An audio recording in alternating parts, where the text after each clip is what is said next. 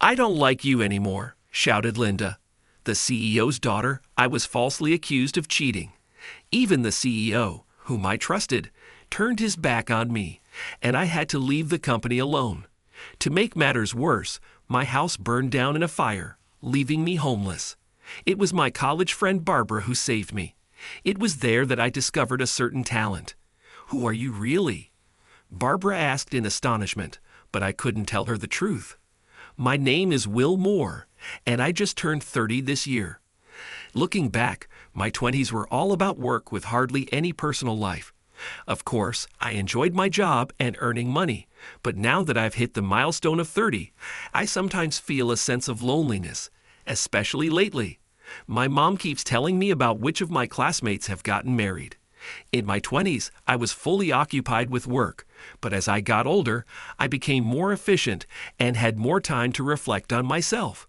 When you can feel the important things as a human being with your heart, not your head, you are an adult, my dad used to say. In my teens and 20s, I didn't think deeply about those words and even forgot them. But now those words seem to resonate with my heart. Being over 30, I can say such things, so it must be hard for young people around the age of 20 to become adults. Moreover, nowadays, the age of adulthood has been lowered to 18. I sympathize with young people who are rushed to become adults. It seems that the world is becoming tougher with each passing year. During our student days, the internet media was still growing, and there were plenty of business opportunities if you jumped on the bandwagon. Among my classmates, there were those who started their own channels on video sites and became somewhat famous or created hit smartphone apps, succeeding by doing what they loved. I also started a business during my student days. I launched an online sales site by myself, and within 3 years, it grew enough to hire a few employees.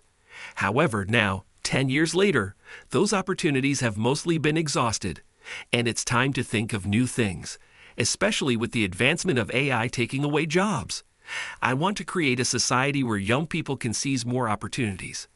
I can't say anything as grand as a politician, but lately I've been hoping, not just for myself but for society, to become more vibrant.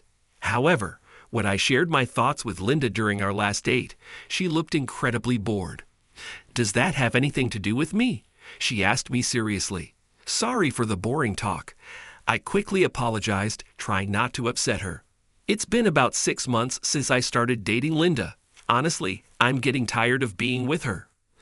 Linda is the daughter of the CEO of Taylor Enterprises, where I currently work. Being an only child, she grew up quite spoiled and gets upset whenever something doesn't go her way. By the way, I saw the video you uploaded yesterday.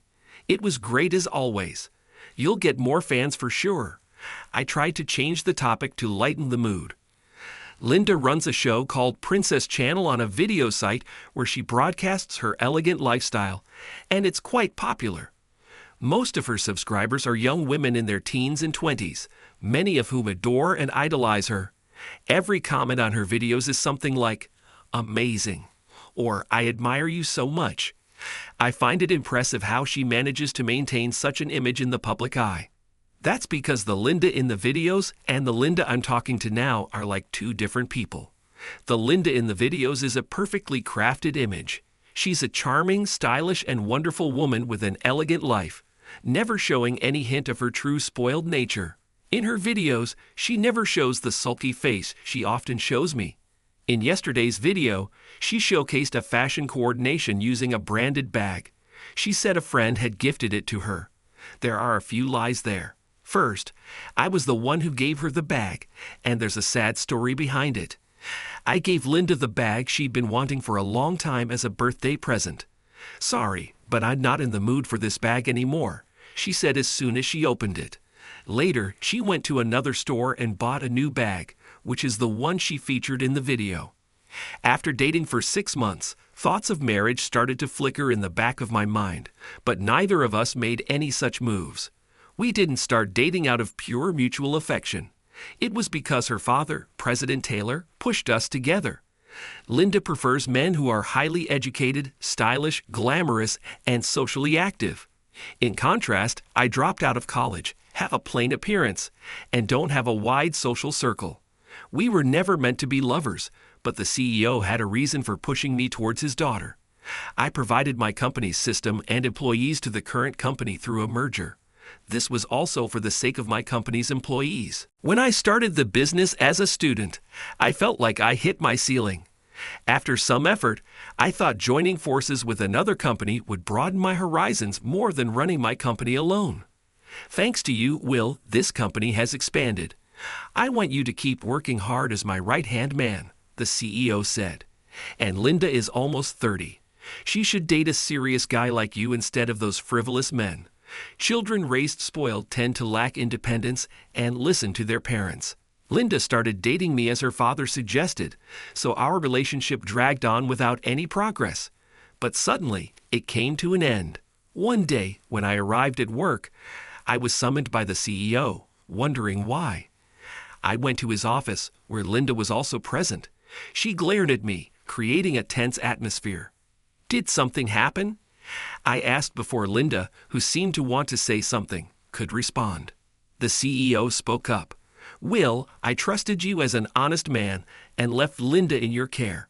He then took what looked like photos from an envelope on his desk and handed them to me. Confused, I looked at them and saw a picture of me happily talking with a woman in a park. How could you cheat on me? Linda cried, like a wounded maiden. But I knew she was acting. Linda wasn't the type to cry over being cheated on. Well, maybe if it was someone she truly loved, but she wouldn't shed tears over me. I responded to the CEO. The woman in the photo is an old friend. She's the CEO of a company, and we occasionally meet to discuss business. It's not the kind of relationship you think. Is that so? You look happier with her than you do with me. I thought you two were quite close, Linda retorted with a smirk. Sorry, but I did a little digging on you too. The woman in the photo is Barbara Miller, the CEO of Miller Trading. I heard you were quite close back in college. I couldn't help but make a bitter face. She's a friend, but nothing more, I said. Linda cut in with a sarcastic look. Excuses are so pathetic. I liked your seriousness and integrity. I can't believe this. I don't like you anymore. What is she talking about? She never liked me from the start. If she wants to break up, she should just say it directly instead of dragging others into it. I was furious at Linda's outrageous behavior. If you say you don't like me, that's it. But I want you to know that Miller and I are innocent. Please believe that, I said firmly. Linda snorted. You're so clueless. What do you mean? I asked. The CEO answered, I want Linda, my only daughter, to be happy, but it seems she doesn't like you. Recently, she met a CEO from another company who has taken a great liking to her, and she doesn't seem to mind him either. Yes, he's great. His name is Mike Johnson, and he's very stylish. Mike Johnson? I recognize that name. He was a classmate and a fellow entrepreneur during our college days. However, just before starting the business, he ran off with half of our startup funds. I was the one who provided most of the money, and Mike wants to merge his company with mine. His company is currently booming. I would love to bring him into the company, but he had one condition, removing you from the company. As expected, Mike still slighted me. He's probably the one who told them about my relationship with Miller as well. I understand, I said, and turned my back. President Taylor nodded. I see you understand. When the CEO says I'm no longer needed, I have no choice but to leave. Please don't treat the employees I brought poorly. They're not involved. Of course, all your subordinates are excellent. I don't intend to let them go. And so I left the company alone, bitter memories flooding back. It's often said that bad things happen in succession. As I returned home feeling miserable after being ousted from the company, an unbelievable sight greeted me. My apartment had burned down in a fire. Pushing through the buzzing crowd at the scene, I shouted, "My apartment." No way. Seeing this, a police officer approached me and asked, "Are you a resident?" I nodded with a pained expression. I was told that since all the residents were out and there was no sign of fire, it was likely caused by an electrical fault common in old buildings. Indeed, this apartment was built about 30 years ago. I had been living there since my student days. Even though it was old and had no shower, it was convenient. There was a public shower nearby, and many shops selling delicious deli. It felt like home. In the depths of despair, I wondered what to do next, but my mind was blank. Eventually, I sat on the ground, too weary to stand. At that moment, I felt a gentle hand on my shoulder. Turning around, I saw Barbara standing there, looking worried. She must have heard the news about the fire and rushed over. "I'm so glad you're safe," she said with a smile as soon as she saw my face. "Yeah, but everything's gone," I replied weakly. She pulled me out by my arm. "You're alive, that's what matters. Anyway, come to my place for now. There's a vacancy in the company dorm. It'll be far from your office, though." I shook my head at her words. "I've been fired from the company." Barbara gasped in surprise. "Why? You've contributed so much to that company. Why would they fire you?" I told Barbara about the series of events. When she heard the name Mike Johnson, her expression hardened. Our past was intricately intertwined. Mike and Barbara were a couple, and I was their friend. Mike and I met at the university entrance ceremony and hit it off right away. I admired Mike's quick thinking and sense of style, and we became close friends who could speak frankly with each other. Then Mike introduced Barbara as his girlfriend. She was the only daughter of the well-established Miller Trading Company, a charming woman with both the elegance and intelligence of a well-bred lady. The three of us started hanging out together, deepening our mutual trust. Mike and Barbara often argued in front of me. I always stepped in to mediate, preventing things from getting too serious, but it was nerve-wracking. The cause of the fights was always Mike. Mike was famous for his flirtations, and Barbara was constantly anxious about it. There were even rumors that Mike was only with Barbara for her family's wealth. I didn't think Mike was after her money, but I sensed a difference in their feelings. Barbara seemed deeply in love with Mike, and I often listened to her complaints. No matter how many times I suggested she break up and find someone else, Barbara couldn't give up on Mike, and I, in turn, was deeply in love with Barbara, who loved Mike so devotedly. "It's a small room, but make yourself at home. Let me know if you need anything," Barbara said. I ended up staying in the Miller Trading Company dormitory. "Thanks, you've really helped me," I said. "I'll repay this favor someday." "Don't worry about it. You've cheered me up many times since our student days. Even now, you meet with me and listen to my concerns." A few years ago, she took over the company from her father, who had fallen ill suddenly. Of course, she couldn't become president immediately, so she learned the business from other executives, taking on one task at a time. And now, years later, she's doing her best as a full-fledged CEO. "You're impressive. You're maintaining what your father left behind. Compared to that, I'm pathetic," I said. Barbara interrupted me. "Not impressive at all. I might step down as CEO soon. Recently, the company has been struggling, and shareholders are expressing their dissatisfaction." According to her, a major company that had been trading with them since her father's era went bankrupt, causing their performance to decline. Moreover, internal divisions have begun to emerge. Honestly, I don't know what to do, but more than anything, I don't want to leave our employees and their families out in the cold. Barbara seems to have a healthy mindset as a manager. Yes, a CEO needs responsibility and honesty. "I'm sorry for making you worry about me when you're going through such a tough time," I said, and she frowned before smiling. "Your situation is clearly more difficult." That's true. I'm an optimist, and even when I hit a dead end, as long as I can see the next step, I feel better. Now that I have a place to stay, I think I'll manage somehow. Hey, it's not right to stay here for free. So why not hire me as an employee? I don't need a salary, just meals will do. Hire you? Barbara looked puzzled, and I nodded with a smile. For the next 3 months, I worked as an employee at Miller Trading and achieved more than I expected. Ironically, my experience of being left penniless when Mike ran off with the money paid off. At that time, I got a lot of sympathy after my trusted friends stole from me. Not wanting to get up from a fall without gaining something, I came up with the sympathy business. It was simple. I accepted any job from those who sympathized with me and got paid for it. It didn't matter what the job was: walking dogs, reserving spots for a party, writing book reports. Anything was fine. I just did whatever needed to be done and got paid. You might worry that boasting about doing anything would lead to unreasonable demands, but this was a sympathy business. People who sympathized with me gave me jobs, so they never imposed impossible tasks. The circle of sympathy expanded. Those who sympathized with me introduced me to others, and I got jobs from them too. As I kept going, eventually I would hit it big. When you trace friends of friends of friends, you eventually meet someone significant. This built a network and trust. Later, this became a major strength when I started my business. I leveraged my current misfortune and relied on my old network to start my sympathy business. I got kicked out of my previous company, and my house burned down the same day. Now I'm working with Miller Trading. Nice to meet you. By the way, I believe in the human heart.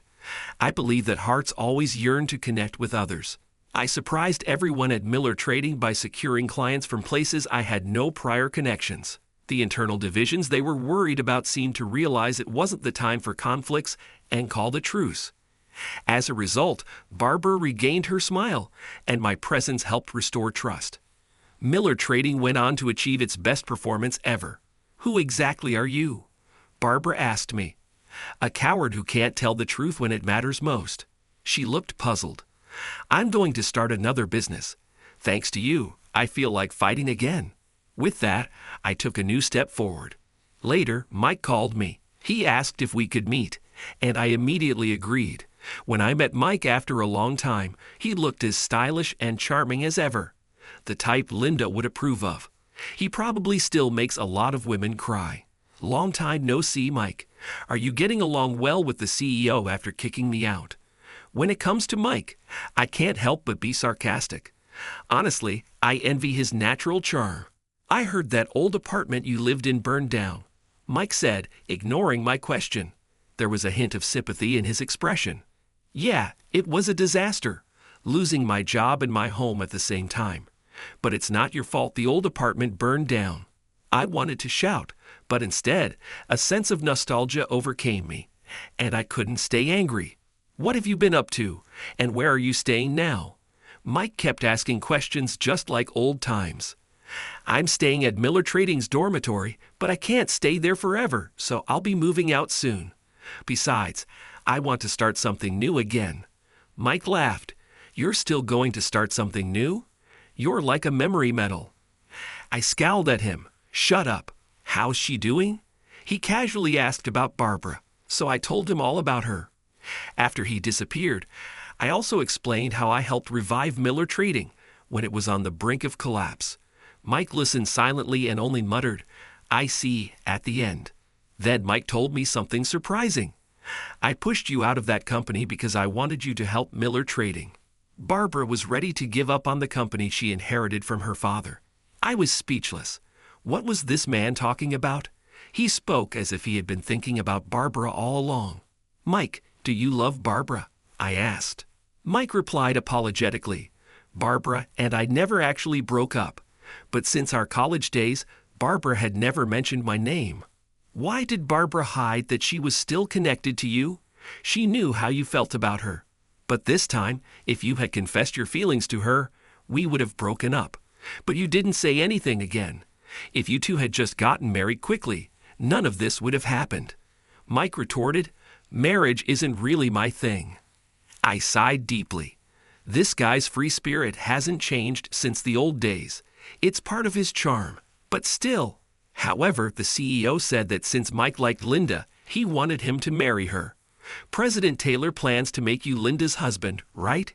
He's aiming to merge the companies and bring you into the fold. But be careful. He's the type to use and discard people without a second thought. I chewed on my bitter feelings. After I left the company, I heard that some of the subordinates who admired me were treated poorly and quit. President Taylor disregarded my request and cut off people he didn't like. Then this time, you should be the one to use and discard him. You have that right, Mike said nonchalantly. Even if you say that, I don't have that kind of power left, I admitted pathetically. I was out of resources. You're slow. I'm saying, let's team up. But remember, you'll be the one in charge, not me. Mike slapped my shoulder hard, snapping me out of my slump. I couldn't help but look up at his handsome face. Me in charge? What are you talking about? I'm saying you'll be the president of my company. Of course, I'll be there as a co-founder. I've been planning this for a while, to create a company to utilize your talents. Mike had been carrying the weight of betraying me all this time. Creating a company for me was more than making amends. To be honest, I hated you. I wanted to forget everything. I never thought we'd talk and laugh together again. Mike looked awkward as he spoke. The truth is, I had a reason for running off with the money. At that time, my brother borrowed money from some dangerous people, and his life was at risk if he didn't pay it back immediately. This was news to me. Mike's brother was a well-known delinquent in our hometown. One day, his brother called and begged Mike to bring money. Their parents had given up on him, so Mike had no choice but to step in. It's too late, but I'm sorry. I thought about apologizing many times but couldn't bear to see your disappointed face. So making me the president of your company is part of your atonement. If Mike had said yes, I would have declined his offer. I didn't want his sympathy. Mike and I needed to be equals. No, I wanted us to be equals from now on. Mike hesitated but then spoke decisively. I apologized earlier, but I don't regret taking the money one bit. In fact, you should thank me for leaving half of it behind. He wore the same nihilistic, cool expression he had in our student days. Hearing his answer, I felt relieved. Standing before me was the same Mike I had admired and envied. All right, I'll become the king of your company. At that moment, Mike's arm wrapped around my neck. I knew you'd say that. With our arms around each other, there was nothing between us. And so, I found myself sitting in the CEO chair once again. Our triumphant march began. When President Taylor saw me at the meeting for the merger with Taylor Enterprises, he was astonished. "Why are you here?" he shouted, jumping up. Mike calmly responded, "He's our new co-CEO, but I suppose you already know him well." President Taylor protested to Mike, "I didn't hear anything about a new CEO. I agreed to the merger because you were going to be the CEO. I can't work with Will now. Of course, the most talented person should lead. Will is much more capable than I am. You've heard about Miller Trading, right? The one who saved that company is none other than Will." The room buzzed with murmurs. "Mr. Taylor, are you really that afraid of being retaliated against?" I said with a smile to the visibly shaken CEO. "Retaliation? Did you come here for revenge?" President Taylor stood up and glared at me. I glared back and replied, "Of course not. First of all, anyone who doesn't care about their employees shouldn't be in a leadership position. That's my belief as a business leader. I'm the leader. You should just hand over your employees and assets to my company." As President Taylor yelled and moved towards me, Mike stepped in to stop him. "It's actually the opposite. You'll be handing over your employees and assets to us. I'm sure your board members agree with this plan." President Taylor turned to look at his board members, but none of them met his gaze. "It seems you've lost their trust. Let's proceed with the discussion."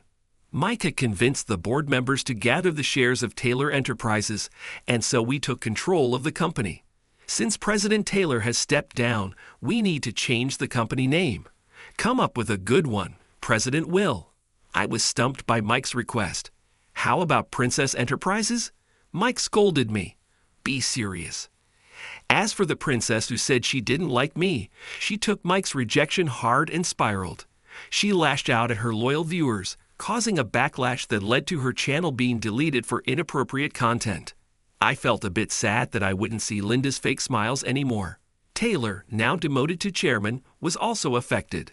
He worried about his daughter so much that he rarely left his room and seldom visited the company. As long as he didn't interfere with the management, I didn't mind what he did. My former subordinates, whom Taylor had forced out, returned to the company, and we all started anew. Our CEO is Will. We'll follow you anywhere. Surrounded by their support, I couldn't help but shed tears. Seeing this, Mike slapped my back and said, "You're lucky, Will." My subordinates never said anything like that to me, though I've heard similar things from women a few times. I was exasperated by his unnecessary comment. He seemed to have forgotten that his words made him unpopular and the target of bad rumors back in our student days. But now Mike was surrounded by great teammates. The employees in his company were well coordinated and seemed to respect each other just the right amount. The sharp-edged Mike of the past could never have built such camaraderie.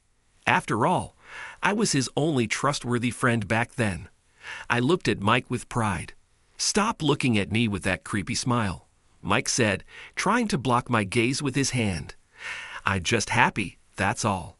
Happy that you have friends now. You can't make friends without some compassion. You've grown up. Are you my parent or something?" At that moment, I remembered something my dad used to say. When you can feel the important things as a human being with your heart, not your head, you're an adult. I voiced my dad's words. "What's that? Some wise man saying?" Mike said, looking surprised. "It's rare for you to quote someone. It's something my dad used to say. I usually forget it, but sometimes it comes back to me. Back then, my dad was healthy and working hard, but now he's enjoying a leisurely life on his pension. Because of this, we talk on the phone more often than before. I've always been close with my dad, so I really enjoy our conversations. Someday, I even want to bring him here to live with me." "Wow, Will, you were raised by a good dad," Mike said with a slightly wistful expression. "Speaking of family, I don't think we've ever talked about yours. How's your dad doing?" "I never knew my dad," Mike replied, and I instinctively apologized. "Sorry." "It's fine," Mike said, "but hearing your story makes everything clear. Choosing you as CEO was definitely the right decision." Then he patted my back again and laughed. "I'm counting on you, boss." Once the merger settled down, Mike handed me a thick envelope. "Better late than never. Here's the money from back then." I pushed the envelope back to him. "No need for that. You've helped me much more than that. Thanks to you, I was able to build a solid foundation for my life." "Then take it as a wedding gift," Mike said with a sly grin. "How did you know?" "I haven't told anyone yet. I even made Barbara promise to let me tell you myself." "Sorry, but I've known Barbara much longer than you have," Mike replied, feeling like he had outmaneuvered me. I couldn't help but feel a bit annoyed. Yes, I had talked to Barbara when I was moving out of the Miller Trading dormitory, but I hadn't planned on bringing up marriage. After reviving Miller Trading and restoring her trust as CEO, Barbara started new independent ventures as a subsidiary of a major company. If I confessed my feelings now, it would only distract her. However, as I was about to leave, I found myself frozen, unable to move. It felt like I was paralyzed while standing. I could feel Barbara's intense gaze. Her eyes were teary, and she was biting her lip. After a moment of silence, I mustered up the courage and shouted, "Will you marry me?" At that moment, tears began to flow from her eyes. Memories of our school days flashed back inside of my mind. I extended my hand to Barbara. She, slightly shy, slowly reached out and took my hand.